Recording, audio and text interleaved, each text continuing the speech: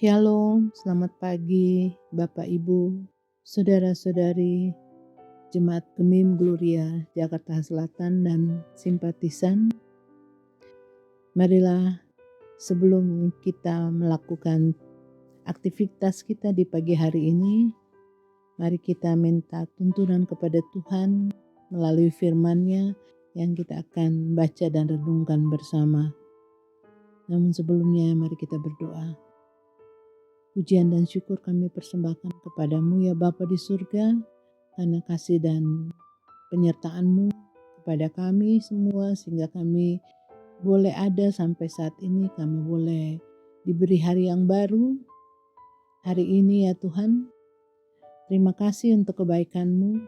Dan saat ini ya Tuhan, sebelum kami melakukan segala aktivitas kami mau datang padamu, kami mau membaca dan merenungkan firman-Mu. Siapkan hati dan pikiran kami ya Tuhan, supaya kami mengerti firman-Mu yang sebentar kami akan dengar. Tuntun kami semua ya Tuhan. Terima kasih, terpujilah nama-Mu. Haleluya. Amin. Jemaat yang diberkati Tuhan, marilah sebelum kita merenungkan firman Tuhan, mari kita membaca Alkitab yang terdapat dalam Kitab 2 Timotius 3 ayat 12 dan yang ke-13. Memang setiap orang yang mau hidup beribadah dalam Kristus Yesus akan menderita aniaya. Sedangkan orang jahat dan penipu akan bertambah jahat. Mereka menyesatkan dan disesatkan. Demikianlah pembacaan firman di pagi hari ini. Firman Tuhan diberi judul Hidup Saleh akan menderita aniaya.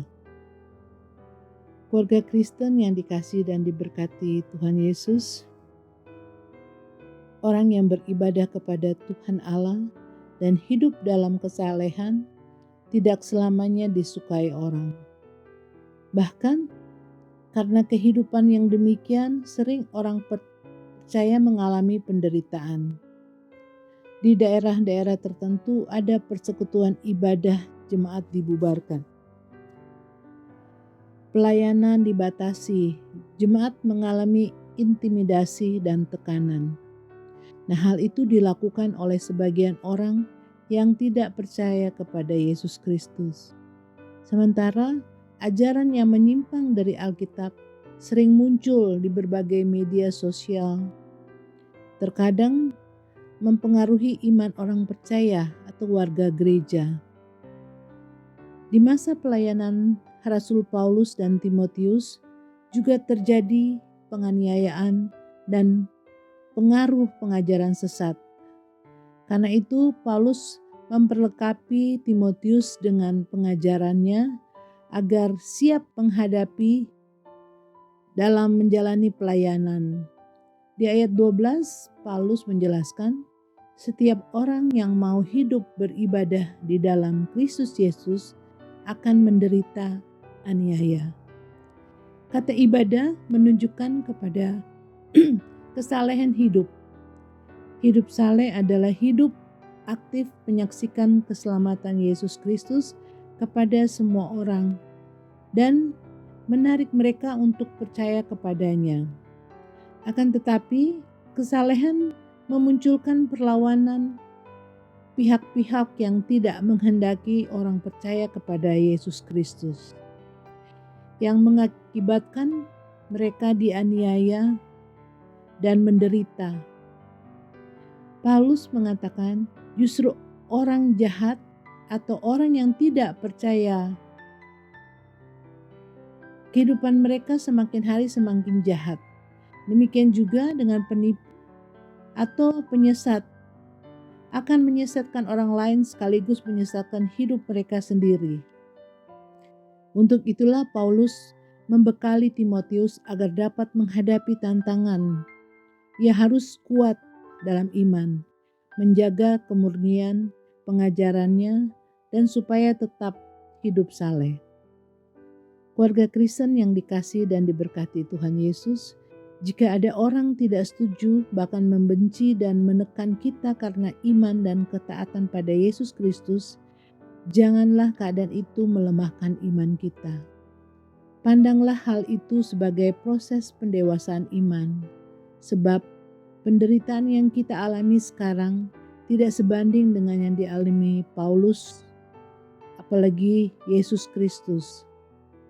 Paulus menyebutkan bahwa orang yang jahat dan penipu akan semakin jahat, menyesatkan dan disesatkan.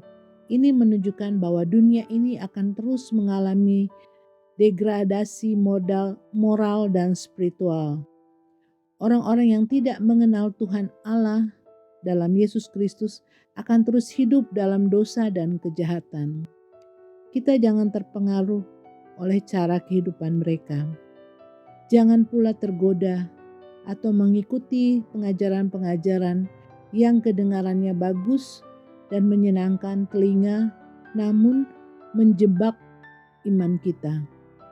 Karena itu, bekali terus diri kita dengan firman-Nya. Tetap berdoa, hidup saleh, dan senantiasa bersekutu dengan sesama orang percaya. Kita harus yakin pertolongan Tuhan Allah selalu menyertai kita. Amin.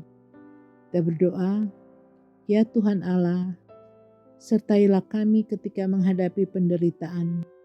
Mampukan kami hidup dalam kesalehan.